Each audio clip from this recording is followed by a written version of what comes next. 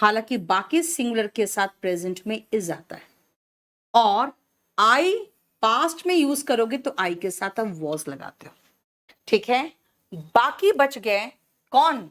He she it नहीं, we हम लोग, वे लोग वे दे, यू, और सारे जितने बहुवचन है ना, प्लूरल है, ये सारे मिलके देखो बेटा सब प्लूरल है।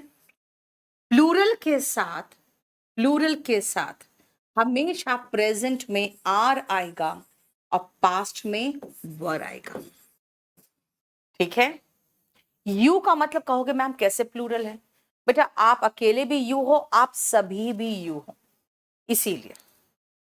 ठीक है बेटा, 18 से 30 साल होता है। ठीक है, अब बाकी मुझे देखना पड़ेगा आकाश, 18 to 30 ईयर्स ही तो है सारा। नोटिफिकेशन एक बार देख लेना। ठीक है, क्लियर?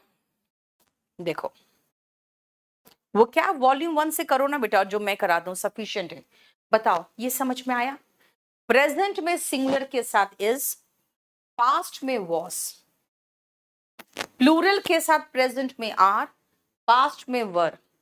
आई इकलौता एक्सेप्शन है जो प्रेजेंट में एम लेता है और पास्ट में वॉज लेता है, जो कि सिंगुलर वर्ब है वॉज। ठीक है, अब देखो जो मैंने आपको कहा कि प्रेजेंट सिंपल, सिंपल प्रेजेंट और सिंपल पास्ट में डिफरेंस क्या है, ये है। देखो अब आते हैं नेक्स्ट, जरा ध्यान से देखना, ध्यान से सुनना। अगर मैं इसी तरह के सेंटेंसेस को थोड़ा सा हाई लेवल करूं, अभी तो बहुत आसान सेंटेंस दिया था, he is a good singer, you are a good boy, थोड़ा सा एक देखो तो, भारत एक लोकतंत्र है, सोच के देखो क्या होगा, है ना? लोकतंत्र मतलब डेमोक्रेसी बनाने की कोशिश करना, एक बार बनाने की कोशिश करना। नेपाल एक राजतंत्र था, हम लोग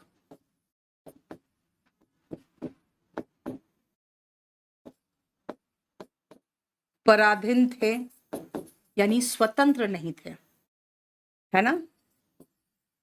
हम अब स्वतंत्र है।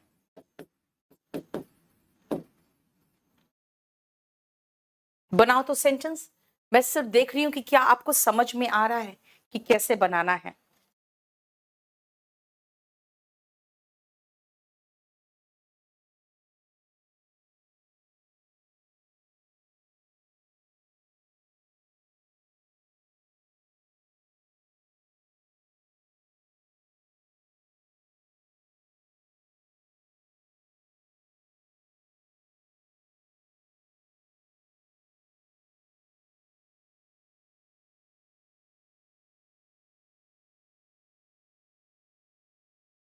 जल्दी बनाओ। फर्स्ट वॉल्यूम बुक क्या बोल रहे हो? Thank you Deepanshu. Arun very good. Class notes में बेटा नीलेश, क्लास नोट्स में सिर्फ ग्रामर है। पूजा आप बैंकिंग स्पेशल का बेटा बहुत बढ़िया टीम के साथ हमने बैच बिल्कुल अलग कर दिया है। ठीक है, आप चाहो तो वो ले लो, बहुत बढ़िया टीम के साथ, उनके साथ मेरा ये बैच भी कंबाइन करके ले सकते हो आप। चलो देखो कितना आसान है। मैंने कहा आप थोड़ा सा पराधीन का स्पेलिंग क्या होता है यार? दीर्घई होगा शायद, पता नहीं, देख लेना, है ना? भारत एक लोकतंत्र है, इंडिया इज अ डेमोक्रेसी। देखो भारत एक लोकतंत्र है। आपको पता है ना, नेपाल पहले राजतंत्र था, फिर उसने डेमोक्रेसी बना दिया था। Nepal was a monarchy. बेटा राजतंत्र होता है मोनार्की। मोनार्क जहां पे राजा होता है, मोनार्की इस राजतंत्र। हम लोग पराधीन थे, वी वर स्लेव्स, हम लोग पराधीन थे। आप दो तरीके से कह सकते हो, वी वर स्लेव्स या we were not dependent, we were not independent, है ना। हमने कुछ अलग लगा दिया स्लेव्स, हम स्वतंत्र हैं। अब इसमें लगाना चाहती हूं, वी आर स्वतंत्र, इंडिपेंडेंट नाउ। अब कहोगे जैसे मुंह से वी निकला, प्रेजेंट में आर और पास्ट में वर निकलना चाहिए।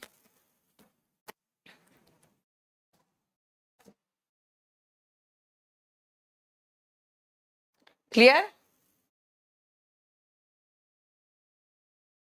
एतन मस्क, क्या एलन मस्क नाम भी रखा है, एलन मस्क, वाह।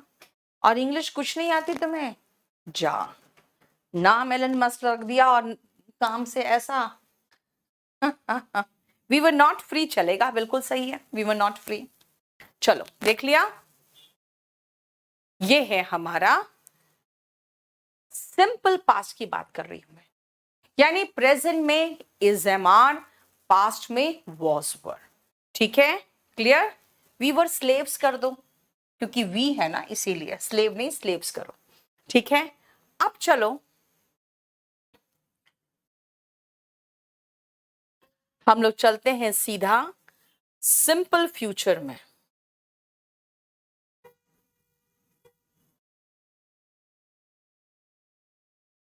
ठीक है, सिंपल फ्यूचर में पहले हम सारा सिंपल वाला खत्म कर लें।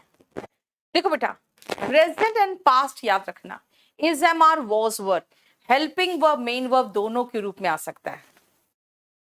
ठीक है, लेकिन अगर सिंपल फ्यूचर टेंस की बात करोगे बेटा, अगर आपको बहुत हड़बड़ी है ना, तो आप रेगुलर बैच जो हमारा चलता है ना, स्पेशल बैच, वो नहीं लेके उसी स्पेशल बैच का जो वीडियो रिकॉर्डेड है वो ले लो।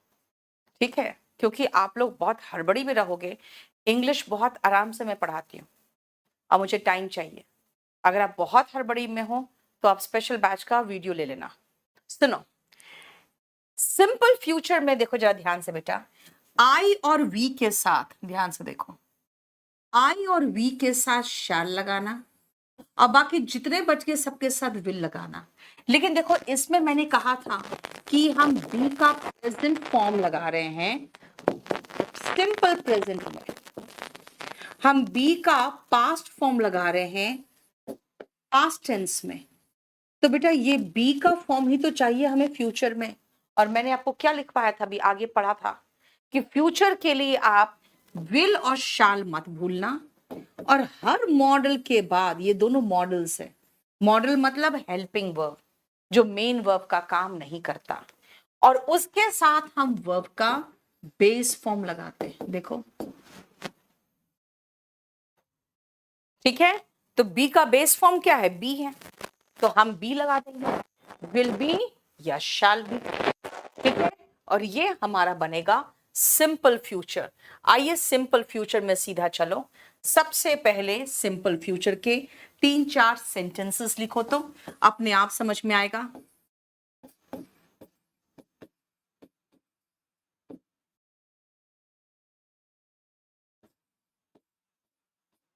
मैं थोड़ा अच्छे लेवल का सेंटेंस दे रही हूं, लेकिन उसके साथ अब मिक्स करके 1-2 स्पोकन का सेंटेंस दे दूंगी।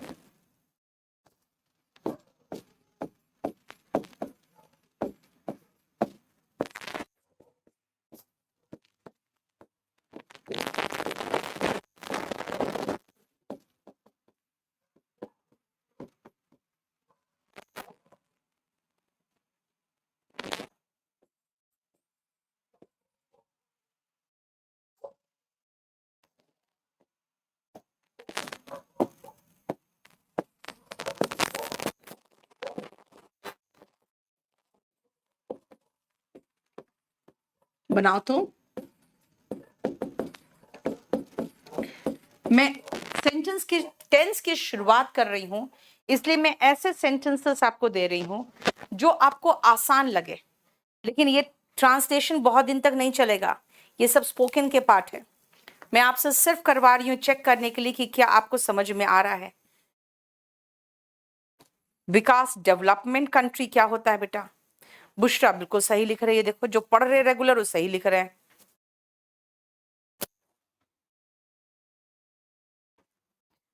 शुभम गलत लिखा आपने, डेवलप्ड होता है बेटा। लोकेश डेवलपमेंट नहीं होगा। अभय भी गलत लिखा।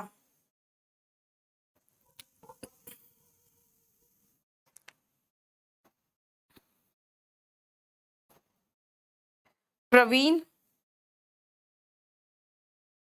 फाइनल सीजीएल चांस है बेटा, तो बेटर होगा कि आप एक वीओडी बैच ले लो, ठीक है, और जल्दी से तैयारी शुरू कर दो। बैच नंबर 20 का रिकॉर्डेड बैच ले लो। भारत एक विकसित देश होगा। इंडिया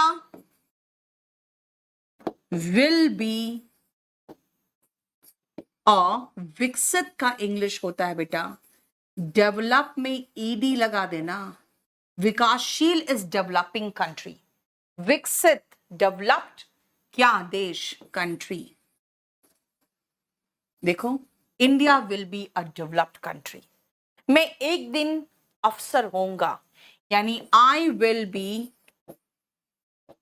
या आई शैल भी लगा सकते हो, लेकिन अगर डिटर्मिनेशन के साथ कह रहे हो तो मैं लगा सकती हूँ आई विल बी, मेरी मर्जी, क्योंकि मॉडर्न इंग्लिश में आई और वी के साथ विल आराम से चलता है, सिवाय इंटरोगेटिव सेंटेंस में। I will be an officer, एक दिन, वन डे। ये वन डे लास्ट में लगाओगे, क्योंकि देखो ना, सब्जेक्ट मॉडल बी प्लस उसके बाद जो भी सब्जेक्ट कॉम्प्लीमेंट है, उसके बाद आप लगाओगे वन डे। वह किसी दिन भारत, वो किसी दिन, अरे सॉरी, भारी लिखना था मुझे, किसी दिन भारी परेशानी में होगा। ही will be in a great problem या ह्यूज प्रॉब्लम। देखो, ही विल बी भारी परेशानी में, इन अ ह्यूज प्रॉब्लम किसी दिन, someday. He will be in a big problem, he will be in a huge problem one day. क्या तुम कल दिल्ली में होगे? Will you be. अब विल उठ के आगे क्यों गया बेटा? जब भी क्वेश्चन बनाना है, हेल्पिंग वर्ब उठ के आगे जाता है। Is, am, are, was, were exception है, वही उठ के आगे जाता है, चाहे वो हेल्पिंग वर्ब के रूप में हो या मेन वर्ब के रूप में हो। लेकिन हमारे पास यहाँ पे एक हेल्पिंग वर्ब है और एक मेन वर्ब भी है, तो हेल्पिंग वर्ब ही सिर्फ जाएगा ना उठ के आगे। तो क्या लिखे? Will you be in Delhi tomorrow? क्या तुम कल दिल्ली में होगे? Will you be in Delhi tomorrow? जरा देखो, हमने सिंपल प्रेजेंट, सिंपल पास्ट और सिंपल फ्यूचर तीनों का तीनों खत्म कर दिया प्रॉपर तरीके से। किसी तरह का कोई प्रॉब्लम है तो बताओ।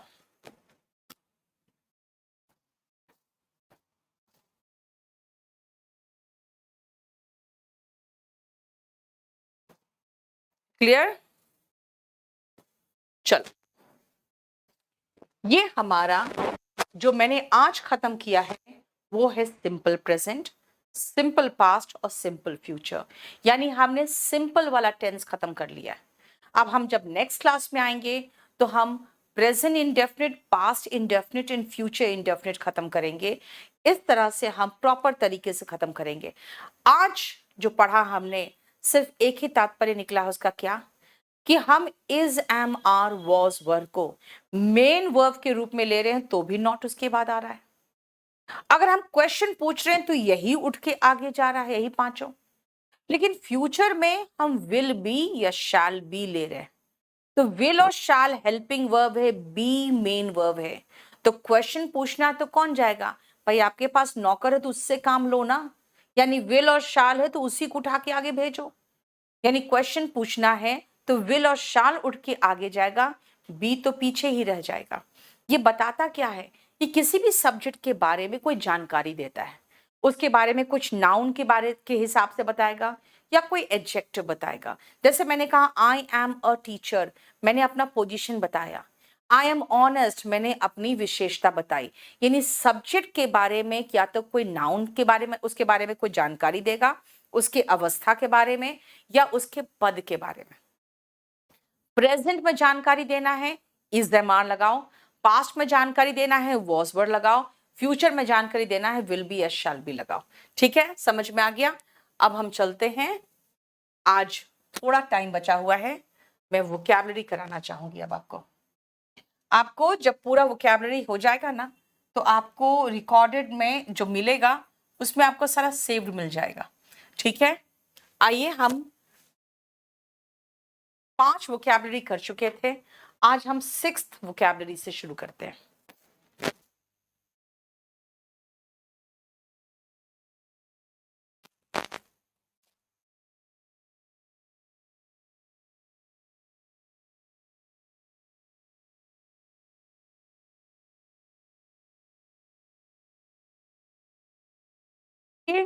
एनडीए 2 रिजल्ट आउट हो गया बेटा। एनडीए 2 का रिजल्ट अभी अभी आया है, थोड़ी देर पहले। मैं क्लास में थी तभी आ गया। ठीक है, चलो आगे करें। सुनो, आज मैं आपको जो कराने जा रही हूं, ये मैं इंजीनियस तक करा चुकी थी मैं। अब आ रही हूं मैं इंडिजिनस का मीनिंग क्या है। सुनो ध्यान से बेटा, हम ऐसे याद कर सकते हैं इंडिजिनस। अगर इंडिया में ही इतने जीनियस लोग हैं तो भाई हम इंडिजिनस फाइटर प्लेन्स क्यों नहीं बना रहे?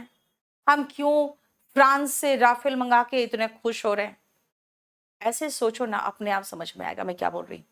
अगर इंडिया में इतने जीनियस लोग हैं तो हम इंडिजिनस फाइटर प्लेन्स क्यों नहीं बना रहे हैं?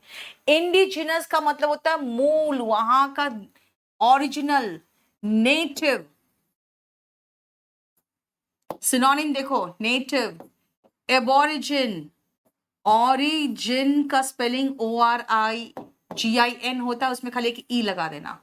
यानी वहां का जो मूल है वहां का इंडिजिनस है।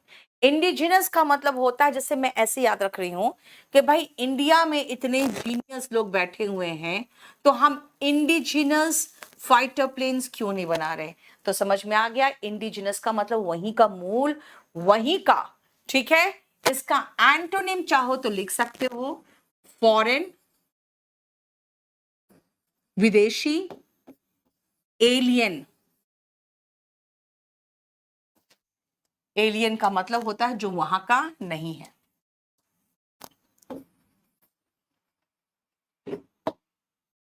ठीक है, जो वहां का नहीं है। इंडिजिनस का मतलब स्वदेशी हुआ बेटा, जो वहां का नहीं है। ठीक है, देखो, फॉरेन एंड एलियन। क्लियर?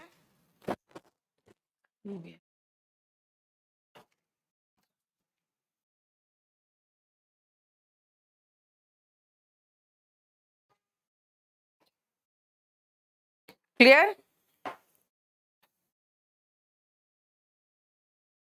चलो नेक्स्ट आओ, सीजन। सीजन का मतलब मैंने आपको पहले ही बता दिया था, लास्ट क्लास में सीजन का पूरा डिस्कस कर दिया था कि भाई सीजन, कई सीजन देख चुका है वो सीजन हो गया है। उसका सिनोनिम लास्ट क्लास में याद करो, मैंने बताया था कि अब अपने मास्टर के आगे निकल गए तो आप पास मास्टर बन गए। अमिताभ बच्चन की बात की थी मैंने, वेटरन है बॉलीवुड का। प्रोफिशिएंट, एफिशिएंट, एडेप्ट और डेफ्ट, और इसका एंटोनिम भी डिस्कस किया था मैंने। क्या? इनेप्ट, कैलो, ग्रीन, ग्रीन हॉर्न, है ना, टाइरो, ये सब क्या था? वही था जिसका मतलब था नौसिखिया, है ना। और एफिशिएंट, प्रोफिशिएंट, ये सब सीजन के हम सिनोनिम में डिस्कस लास्ट क्लास में कर चुके हैं। आ जाओ नेक्स्ट, होड एंड होड। बेटा इसको ऐसे याद रख सकते हो, मैं एक सेंटेंस में सिखा दूं। होड ऑफ ट्रेडर्स, होडेड, क्या लिख दे, होडेड, चलो और शुगर लिख दो। मान लो होगा कि भाई चीनी के दाम अचानक रातों रात कैसे बढ़ गए, जरूर कहीं ना कहीं काला बाजारी हो रहा है ना, कहीं ना कहीं काला बाजारी हो रहा है। काला बाजारी जो करते हैं ना, उसको हम लोग कहते हैं होर्डर्स। वो क्या करते हैं, छिपा के जमा कर लेते हैं। क्या करते हैं वो, छिपा के जमा कर लेते हैं। ठीक है, और देखो जरा छिपा के जमा करने का मीनिंग क्या है, HOARD। इसीलिए जो ब्लैक मार्केटिंग करते हैं ना, उनको हम होर्डर्स कहते हैं। और अगर मैं कहूं कि भाई भारी संख्या में ट्रेडर्स ने छिपा के जमा कर लिया, किसको, शुगर को, तो देखो horde of traders, hoarded sugar, है ना। तो होर्ड का मीनिंग क्या निकला, झुंड के झुंड, यानी कि a large number of people, जिसको हम कह सकते हैं क्राउड। ठीक है, और होर्ड का मतलब छिपा के जमा करना, to collect and store large quantity of something, खासकर सीक्रेटली। तो वो जो जमावड़ा भी होता है ना, वो भी स्टोर को भी होर्ड कहते हैं। देखो क्लियर, क्लियर, बोलो। नेक्स्ट आओ, decorum. What is the meaning of decorum. Decorum का मतलब होता है, जैसे अगर मैं कहूं भाई डेकोरेटेड बिहेवियर होना चाहिए आपका, है ना। कहीं जा रहे हो, समाज में बैठ रहे हो, भाई वहां पे प्रॉपर तरीके का आपका व्यवहार भी तो होना चाहिए, है ना। तो वही तो डेकोरम है। क्लास में क्या कहते हो, मेंटेन डेकोरम इन क्लास, है ना। टीचर्स हमेशा नहीं चिल्लाती रहती है, मेंटेन डेकोरम इन क्लास। तो वही डेकोरम का मतलब हुआ पोलाइट बिहेवियर, जो कि एक सोशल सिचुएशन में जरूरी होता है। यानी कि डेकोरम, जैसे अगर मैं ऑफिस में बात करूं, ऑफिस का डेकोरम मेंटेन करिए, यानी थोड़ा तमीज से पेश आओ, है ना। अगर क्लास में बिहेव की बात करूं, तो वहां तो बात भी मत करो, वो डेकोरम होता है ना। अगर आप किसी पार्टी में जा रहे हो, तो डेकोरम है कि प्रॉपर तरीके से, डिसेंट तरीके से खाओ पियो। तो डेकोरम का मतलब होता है किसी समाज में कैसे आपको व्यवहार करना है, दैट इज कॉल्ड डेकोरम। देखो इस पेज में कोई प्रॉब्लम हो तो बताओ। आशीष, मुझे आप व्हाट्सएप करो बेटा अभी तुरंत, आप मुझे व्हाट्सएप करो, आपको कॉल करवा दूंगी। मेरा नंबर है ना आपके पास, 8860333003, 8860333003।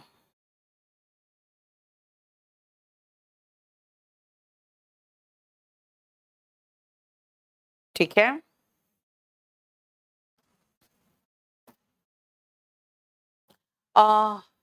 शिवेंद्र, कोई ऐसा खास डिफरेंस नहीं है बेटा कोर्स में, मेरे इंग्लिश में तो कुछ भी डिफरेंस नहीं है। ठीक है, मेरे इंग्लिश में तो कुछ भी डिफरेंस नहीं है, खाली एक होमोनिम दिख रहा है अलग से कुछ, वो मैं दे दूंगी आप लोग को। ठीक है, नेक्स्ट आओ, देखो जरा ध्यान से, मेरा याद रखना कि मेरा जो कंप्लीट नोट्स है, क्लास नोट्स, चाहे वॉल्यूम 1 चाहे वोकैबुलरी, बेटा एकदम ओरिजिनल मटेरियल है, कहीं से भी कुछ भी हम कभी कॉपी पेस्ट नहीं करते। और याद रखना मेरा ओरिजिनल मटेरियल आपको सिर्फ और सिर्फ मिलेगा, जो पायरेसी नहीं है, वो मिलेगा kdpublication.com से। ठीक है,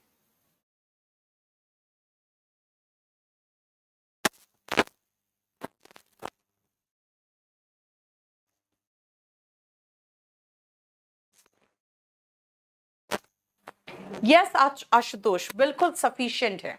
अब आप पूछ रहे हो मैम याद करने का तरीका क्या है, बेटा जिसका रूट होगा वो मैं आपको रूट बता दूंगी, और जिसका रूट नहीं होगा मैं रूट कहां से बताऊंगी, है ना।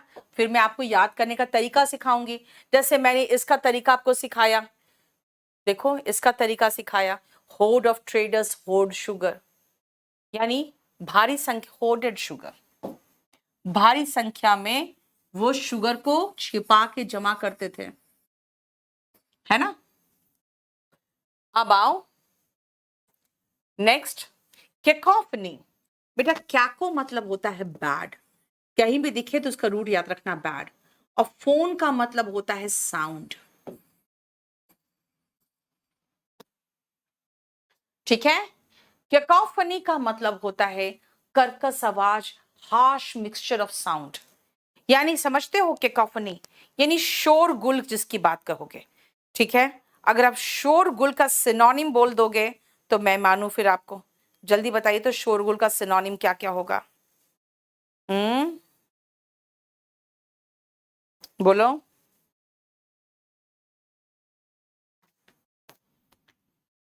बेटा नॉइस तो होगा ही होगा, है ना। आप पैंडिमोनियम भी कह सकते हो, पैंडिमोनियम मतलब शोर शराबा जिसको कहते हैं,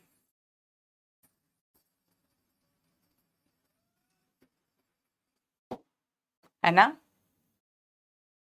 नॉइजी नहीं बेटा, नॉइज कहोगे, ठीक है। बहुत आसान वर्ड देते हो तुम लोग, कोई ढंग का वर्ड नहीं देते हो।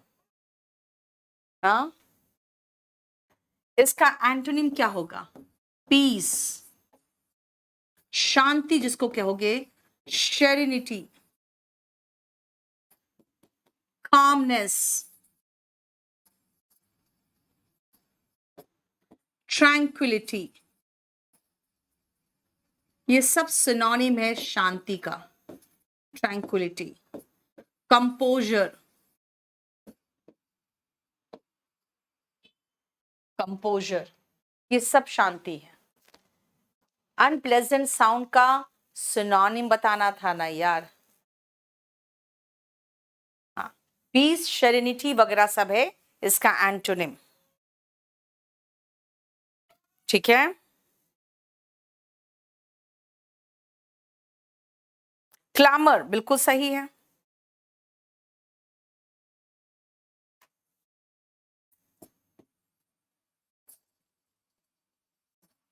ये सब सिनोनिम है इसका। और एंटोनिम क्या हुआ? पीस, शेरिनिटी, कामनेस, ट्रैंक्विलिटी और कंपोजर, ये सब एंटोनिम है, ठीक है। अच्छा प्लासिड, बेटा प्लासिडिटी कहोगे क्योंकि हमें नाउन चाहिए। प्लासिडिटी, ठीक है। प्लेसिडिटी का मतलब होता है शांति।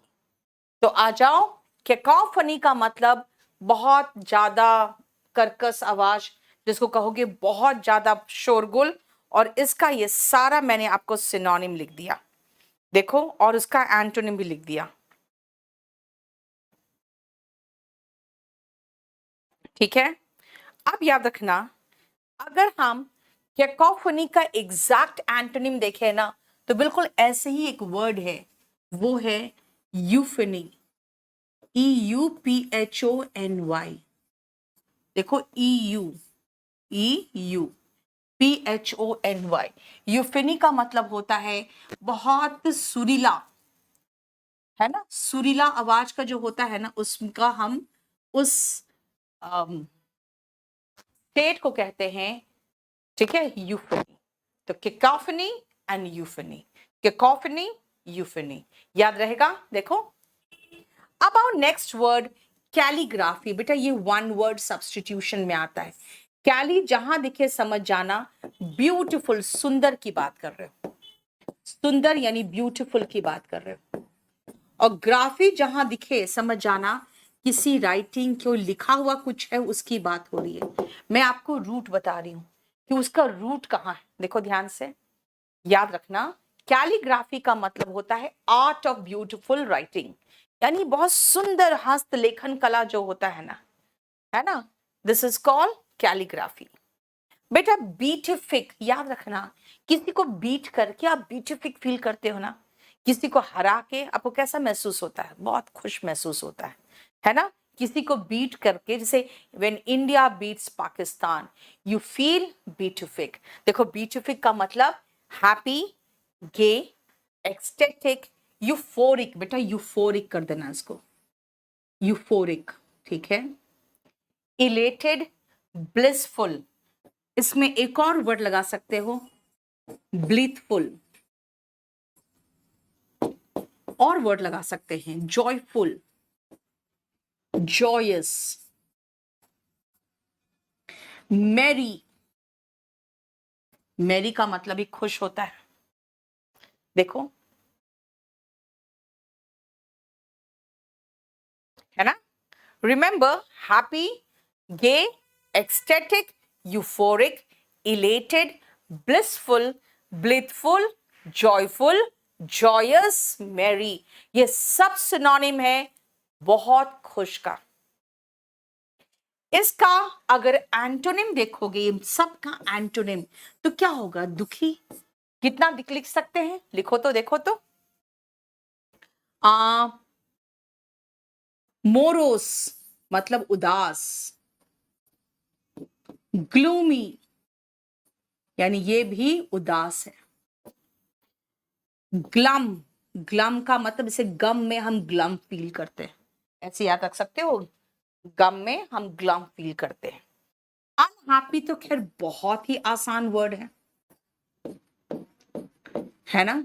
सैड आसान वर्ड है, सॉरोफुल ये भी बहुत आसान वर्ड है, ठीक है? और देखो, निराश, डिजेक्टेड, और अवसाद में जब आ जाता है लोग दुखी होके तो डिप्रेस्ड, है ना? और देखो, डिस्पोंडेंट,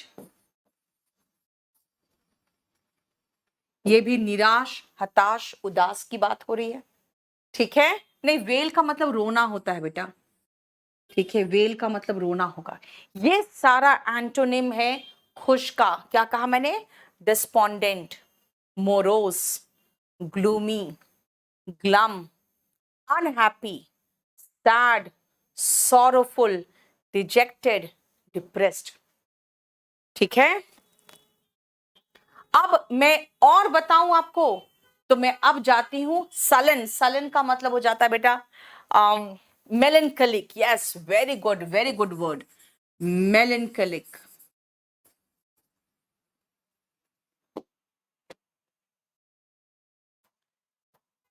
एक्सटेटिक तो हो गया बेटा इधर, राइट? अब सुनो, अगर मैं इडियम्स एंड फ्रेजेस में आ जाऊं ना, तो बेटा ऑन क्लाउड 9, इसका मतलब होता है इन 7th हेवन,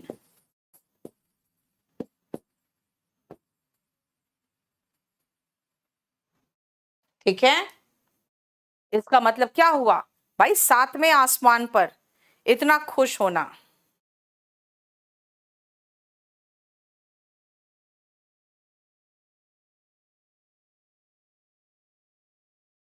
ठीक है? क्लियर? अब आओ, अगर मैं इडियम्स एंड फ्रेजेस के हिसाब से एंटोनिम सोचूं, मतलब इनका एंटोनिम, तो बेटा होगा इन द डोल ड्रम्स। देखो ये एंटोनिम का साइन है, ऐसे एंटोनिम का साइन होता है। इन द डोल ड्रम्स इसका मतलब होता है, एक और है इन द ब्लूज। ये दोनों ज्योग्राफी से बना हुआ है।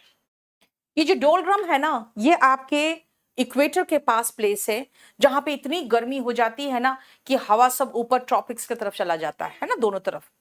तो वहां पे हवा के एब्सेंस में पहले जहाज फंसे रह जाते थे। आगे जो सेल करने के लिए उनको जो रिक्वायर्ड एयर होता था, उस शिप को मिल ही नहीं पाता था। तो वो जितने सेलर्स होते थे अवसाद में चले जाते थे, यार अब क्या होगा, ठीक है ना? तो इन द डोलड्रम्स मतलब था दुखी, उदास, अवसाद में। और इन द ब्लूज का मतलब ही सेम है, जानते हो क्या?